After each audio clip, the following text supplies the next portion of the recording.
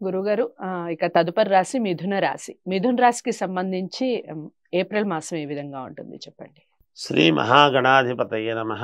ఐం మహాసరస్వత్యే నమః. శ్రీ లలితాంబికాదేవియే నమః. మిథున రాశి వారికి ఈ ఏప్రిల్ మాసం అంతా కూడా ఎలా ఉంటుంది అంటే బాగుంది అనే తెలియజేస్తున్నాను. బాగుంటుంది. మొదటి వారములో చిన్నపాటి ఇబ్బందులు లాంటివి కలిగిన మిగతా 3 వారాల్లోనూ చాలా అనుకూలవంతమైనటువంటి ఫలితాలు జరుగుతాయి వీళ్ళు. మామూలుగా మొదటి వారంలో ఏదో పని కాలేదే అనేటువంటి మానసికమైనటువంటి ఆందోళన కలగవచ్చును. కానీ 2, 3, 4 వారాలంతా కూడా పరిపూర్ణముగా యోగవంతముగా ఉన్నాయి. అనుకున్న పనులు సమయానికి పూర్తి చేసుకోవటం జరుగుతుంది గాక, పాత మిత్రుల యొక్క కలయిక అనేటువంటిది జరుగుతుంది వీళ్లకు.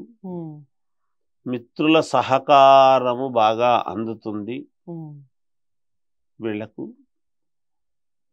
అనుకున్న పనులు అనుకూలముగా చేసుకోవటానికి ముందడుగు వేస్తారు తప్పకుండా. బంధువుల యొక్క ఆగమనం అనేటువంటిది వీళ్లకు సంతోషాన్ని కలిగించే విధంగా ఉంటుంది.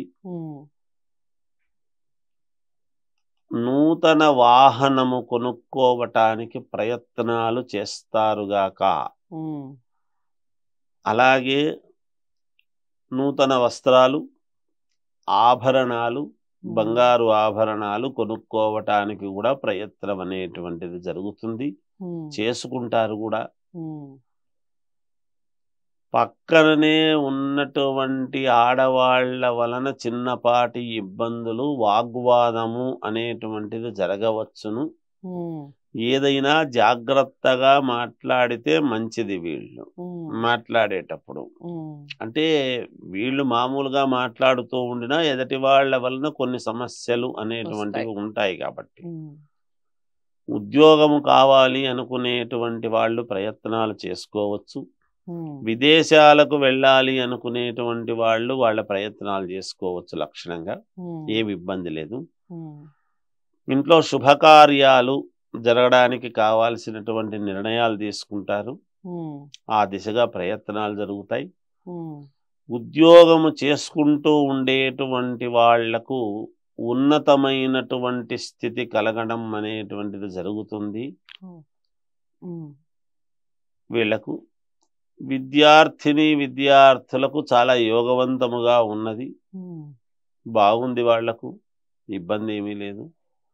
సినిమా రంగములో ఉండేటువంటి వాళ్లకు అనుకూలవంతమైన వాతావరణముగానే ఉన్నది. చాలా యోగవంతంగా ఉంది వీళ్లకు. రాజకీయాలలో ఉండేటువంటి వాళ్ళకు కూడా చాలా బాగుంది. ఇక వ్యక్తిగతమైనటువంటి జాతకాలు ఎవరైనా వాళ్ళది వాళ్ళు చూసుకుంటే వాళ్లకు తెలుస్తుంది గాక. ఏది ఏమైనా మిథున రాశి వాళ్లకు చాలా అనుకూలముగానే ఉన్నదమ్మా. ఈ ఏప్రిల్ మాసం అంతా కూడా అనుకూలముగా ఉన్నది.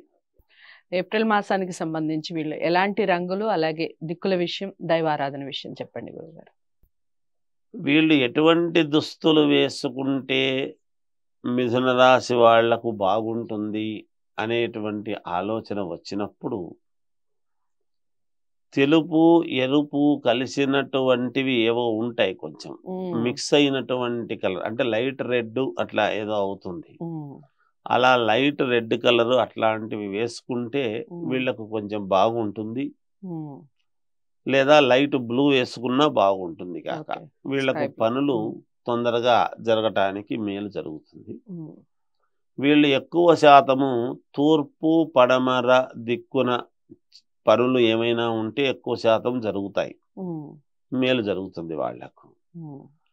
ఇక ఆరాధించాల్సినటువంటి అమ్మవారిని ఆరాధిస్తే వీళ్ళకు మేలు జరుగుతుంది గాక అని తెలియజేస్తున్నా. చాలా చక్కగా చెప్పారు.